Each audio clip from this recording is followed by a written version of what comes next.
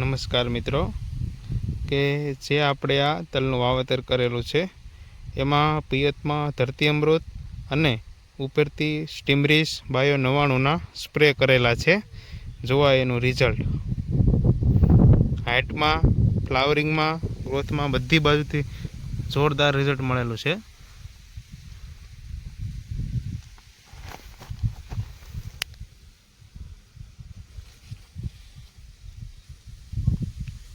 ચાર વીઘાના તલ છે.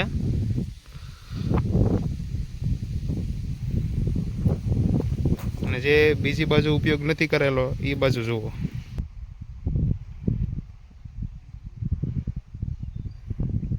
આમાં કોઈ પણ પ્રકારનો ઉપયોગ નથી કરેલો, તેમાં સૌ નાના નાના તલ છે.